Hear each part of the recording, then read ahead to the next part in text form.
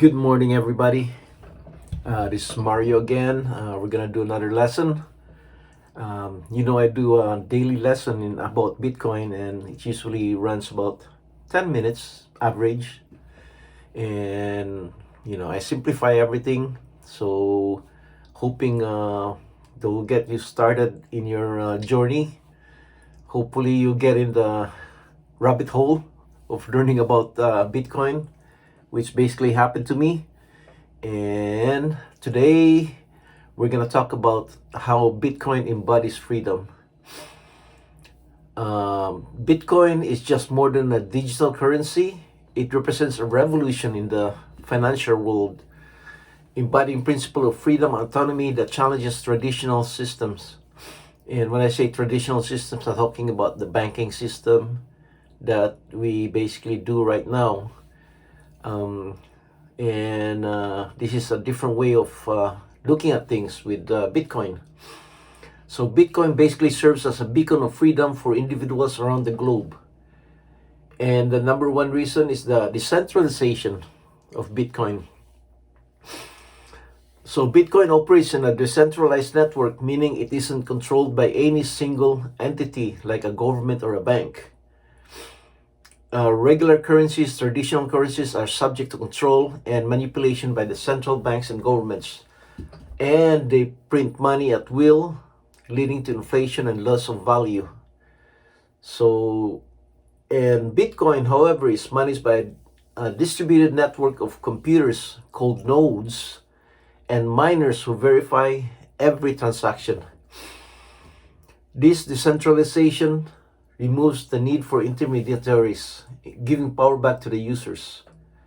So basically, decentralization, that's a big thing because nobody controls Bitcoin.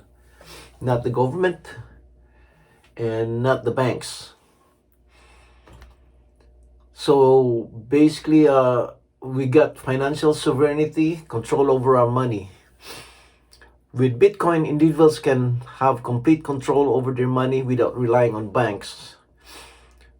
Traditional banking systems require trust in third parties to manage and transfer funds. Banks can basically freeze accounts, impose fees, and limit access. They basically control your money.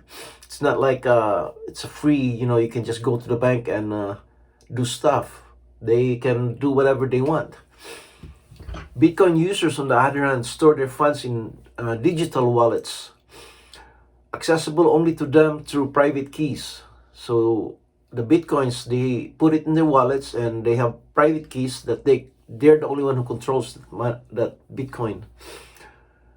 So they maintain full control over their assets. So there's a big change right there. Traditional money is controlled, traditional financial is controlled by banks, and Bitcoin is controlled by you.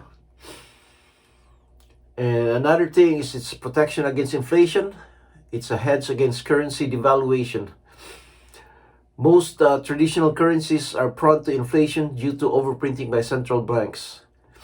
This devalues money. That means the value of money goes down, eroding your savings and purchasing power. Bitcoin, with its fixed supply of 21 million coins, offer a deflationary alternative. Its scarcity ensures that, unlike fiat currencies, it cannot be devalued by government policies. This makes Bitcoin a popular choice for those seeking to protect their wealth from inflation. So, if you have money in your savings account, the money is for sure is going to devalue because of inflation, and its purchasing power goes down. So that's just the reality. So instead of putting your money in a savings account, might as well put it in Bitcoin, where it doesn't go down at all. In fact, it goes up. So that's the protection against inflation.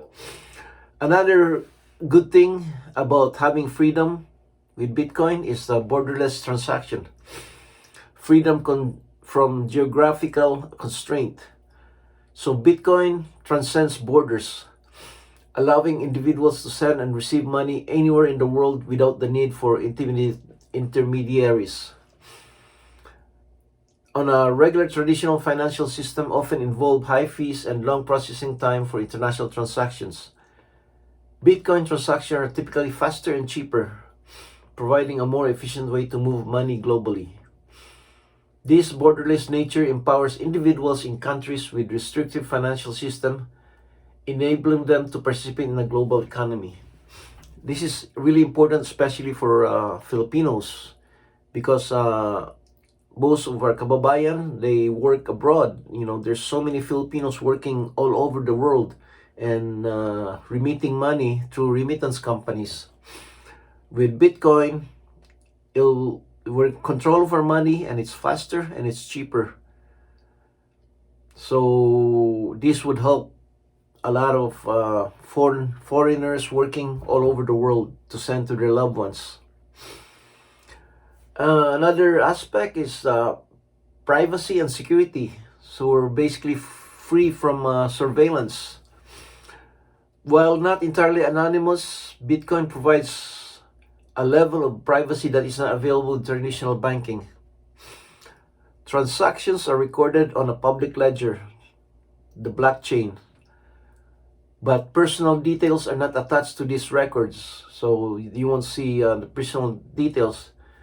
This pseudonymity offers protection from surveillance and reduces the risk of identity theft. Additionally, Bitcoin's cryptographic security ensures that funds are protected from hacking and fraud.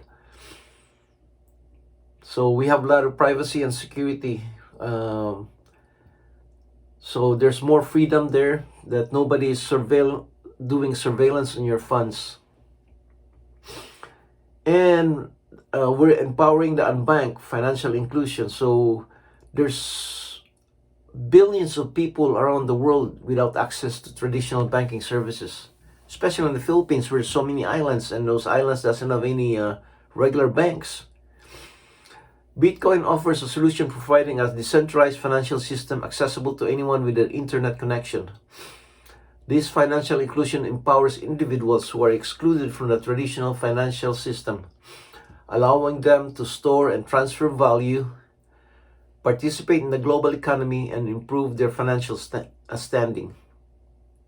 So that's another good thing, especially in the Philippines. And there's censorship resistance, freedom from financial oppression. Bitcoin transactions cannot be easily censored or blocked by government or financial institutions. In regions where oppressive regimes use financial censorship to control population, Bitcoin provides a means for transacting freely. This censorship resistance ensures that individuals can send and receive money without fear of interference, supporting financial freedom and autonomy. So it's easy to use, easy to send money, and you have freedom from financial oppression from governments, basically. So some governments might tell you, you can't do this, can't do that. With Bitcoin, nobody can control you. So you can do so many things with it. So in conclusion, Bitcoin embodies a new paradigm of financial freedom, challenging the traditional systems that have long controlled and limited individual autonomy. Its decentralized nature, financial sovereignty, protection against inflation, borderless transactions, privacy and security, empowerment of the unbanked, and resistance to censorship collectively make it a powerful tool for achieving greater freedom. So Bitcoin is basically freedom from so many things, especially from banks and government. Gives us more economic system which is free. And that's our lesson for today. Hopefully you learn from it. So Bitcoin is essentially freedom, a new kind of financial freedom, basically. Thank you very much. Hopefully you can subscribe to this channel to help me out. Thank you. See you tomorrow.